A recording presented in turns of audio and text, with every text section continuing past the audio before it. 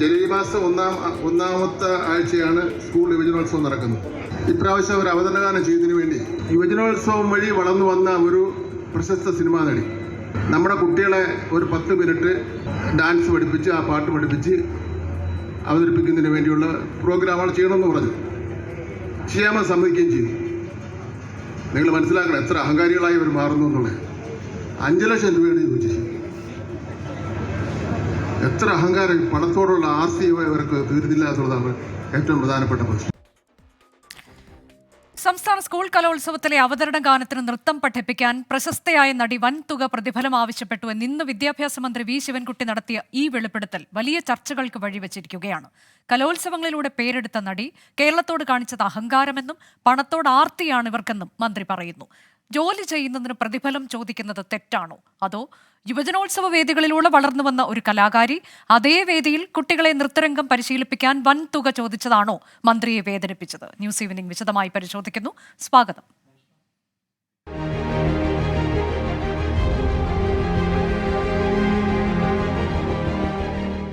ഈ വിഷയത്തിൽ ഇന്ന് ന്യൂസ് ഈവനിംഗിൽ അതിഥികളായി പങ്കെടുക്കുന്നവർ നൃത്ത സംവിധായകൻ ശ്രീ ബിജു ധ്വനി തരംഗ്, നടി സ്നേഹ ശ്രീകുമാർ എന്നിവരാണ്. ആദ്യം ശ്രീ ബിജുവിലേക്ക്.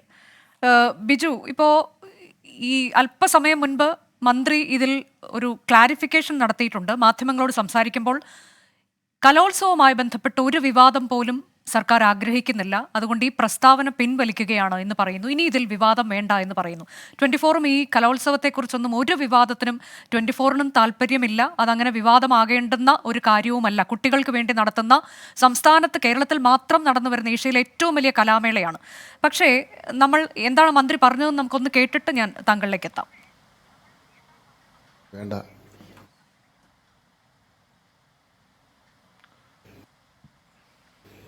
ഈ സ്കൂൾ കലോത്സവം തുടങ്ങുന്നതിന് മുമ്പ് ആവശ്യമില്ലാത്ത ഈ വിവാദങ്ങളും ചർച്ചയും, ചുമ്മാ കുട്ടികളെ നിരാശപ്പെടുന്ന രൂപത്തിലുള്ള ചർച്ചയൊന്നും വേണ്ട.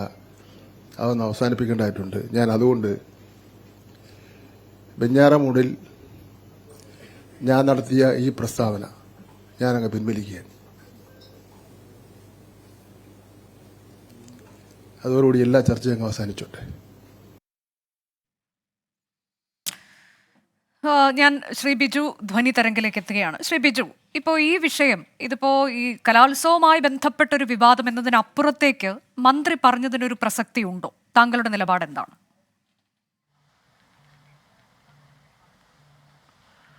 ആക്ച്വലി ഇതൊരു ഇത്ര വലിയൊരു ഇഷ്യൂ ആക്കി മാറ്റേണ്ട കാര്യമുണ്ടായിരുന്നില്ല. ഇതിപ്പോൾ നടിയുടെ വിമർശനമായിട്ടാണ് എല്ലാവരും വരുന്നത്. അതായത് നടിയെ രൂക്ഷമായി വിമർശിച്ചുകൊണ്ടാണ് ഇത് വന്നിരിക്കുന്നത്. ആക്ച്വലി അതിൻ്റെ ഒരു ആവശ്യമുണ്ടായില്ല. ഇതിൽ എന്താ സംഭവിച്ചിരിക്കാമെന്ന് വെച്ച് കഴിഞ്ഞാൽ, അവിടുന്ന് ചോദിച്ചിട്ടുണ്ടാവും എത്ര വരും പേയ്മെൻറ്റ്, ഇങ്ങനൊരു ഇൻട്രൊഡക്ഷൻ ഡാൻസ് ചെയ്യണമെങ്കിൽ എത്ര എക്സ്പെൻസ് വരും എന്ന് പറയും. ആ എക്സ്പെൻസ് എന്താണെന്ന് നടി പറഞ്ഞിട്ടുണ്ട്, 5 ലക്ഷം രൂപ. അവർ അത് ചെയ്യുമ്പോൾ ഉണ്ടാവുന്ന എക്സ്പെൻസ് ആയിരിക്കും അവർ പറഞ്ഞിട്ടുണ്ടാവുക. അതിനെ നമുക്ക് ഒരിക്കലും അവരുടെ ഒരു എക്സ്പെൻസ് ആയിട്ട് നമുക്ക് കൂട്ടാനോ അല്ലെങ്കിൽ അവർ എടുക്കുന്നൊരു എമൗണ്ടായിട്ടോ കാണാൻ പറ്റില്ല. കാരണം കഴിഞ്ഞ കൊല്ലത്തെ ഇതേ അവതരണ ഗാനം ചിട്ടപ്പെടുത്തി ഞാനായിരുന്നു. അപ്പോൾ അതിനകത്ത് ഉൾപ്പെടുത്തിയിരുന്നതെല്ലാം ആ ജില്ലയിൽ തന്നെ ഡാൻസ് കുട്ടികളായിരുന്നു. ഡാൻസേഴ്സിനെയും ആണ് നമ്മൾ ഒരു more than 40 ആർട്ടിസ്റ്റ് ഉണ്ടായിരുന്നു. അതേപോലെ തന്നെ ഈ പ്രാവശ്യം അതേ 40 ആർട്ടിസ്റ്റ് പ്രൊഫഷണൽ 40 ആർട്ടിസ്റ്റ് ആണെങ്കിൽ അതിൻ്റെ എക്സ്പെൻസ് നമ്മൾ കഴിഞ്ഞ കൊല്ലം വിചാരിച്ചതിനൊക്കെ ഡബിൾ ആയിരിക്കും. ചിലപ്പോൾ അതെല്ലാം കാൽക്കുലേറ്റ് ആയിരിക്കാം ഈ ഒരു നടി ഈ എക്സ്പെൻസ് പറഞ്ഞത്. അത് കറക്റ്റ് ശരിക്കും കൂട്ടിയാൽ തന്നെ ഒരു 40-50 ഡാൻസസ്, ഒരു 40 ഡാൻസസ് ഉണ്ടെങ്കിൽ ഒരാൾ കുറഞ്ഞത് ഒരു 5000 രൂപ വെച്ച് കൊടുക്കണം. പിന്നെ ഇപ്പൊ ഈ നടി തന്നെയാണോ ഇതിൽ പങ്കെടുക്കുന്ന കുട്ടികളുടെ മറ്റ് കാര്യങ്ങൾ, കുട്ടികളെ കൊണ്ടുവരുന്നതെല്ലാം ഈ പഠിപ്പിക്കുന്നയാൾ തന്നെയാണോ ചെയ്യേണ്ടത്? അതോ പറഞ്ഞു കൊടുക്കുക എന്നുള്ള ഉത്തരവാദിത്വം മാത്രമാണോ നടിക്കുള്ളത്, അല്ലെങ്കിൽ ഇത് പഠിപ്പിക്കുന്നയാൾക്കുള്ളത്? അല്ല, ഇപ്പോൾ ഇത് പഠിപ്പിക്കാനായിരിക്കില്ല ഏൽപ്പിച്ചിട്ടുണ്ടാവുക. അത് മൊത്തമായിട്ടായിരിക്കും ഏൽപ്പിച്ചിട്ടുണ്ടാവുക. അപ്പോൾ അങ്ങനെയാകുമ്പോൾ ഈ ഒരു എമൗണ്ട്, ഭീമമായ തുക എന്തായാലും ഇതിൻ്റെ എക്സ്പെൻസ് ആയിട്ട് വരും. അല്ലാണ്ട് പഠിപ്പിക്കാൻ വേണ്ടി ആരും 5 ലക്ഷം രൂപയൊന്നും മേടിക്കത്തില്ല.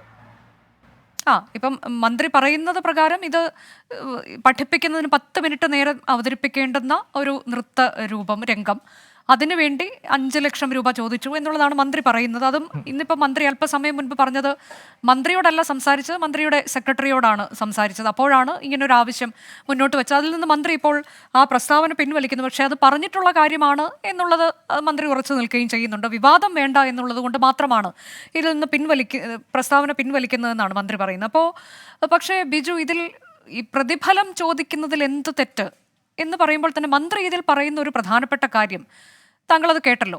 യുവജനോത്സവത്തിലൂടെ വളർന്നു വന്ന ഒരു താരം ഇപ്പോൾ നടിയായി മാറിയിരിക്കുന്നു. അതാണ് എനിക്ക് തോന്നുന്നു മന്ത്രിയെ ഇത്രയധികം വേദനിപ്പിച്ചതെന്ന് തോന്നുന്നു. അതേ വേദിയിൽ കുട്ടികൾക്ക് മറ്റൊരു തലമുറയാണല്ലോ ഇപ്പോൾ ഉള്ളത്.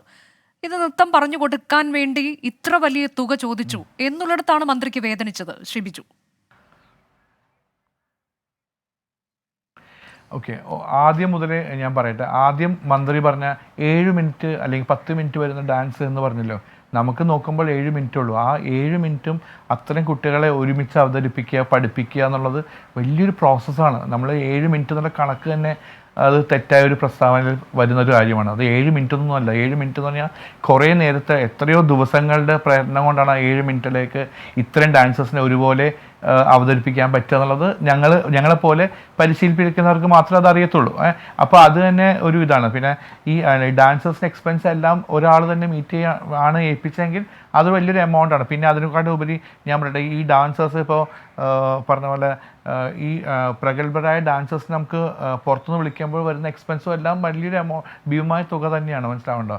ഇപ്പോൾ മന്ത്രി പ്രസ്താവന തിരിച്ചെടുത്തെങ്കിലും അതിനകത്തൊരു ചെറിയ ക്ഷമ കൂടി ഉണ്ടായിരുന്നെങ്കിൽ നന്നായിരുന്നു എന്നാണ് എനിക്ക്. അല്ല, ഇതിലിപ്പോൾ ഈ ആശാ ശരത്ത് പറഞ്ഞ കാര്യം താങ്കൾ കേട്ട് കാണുമല്ലോ.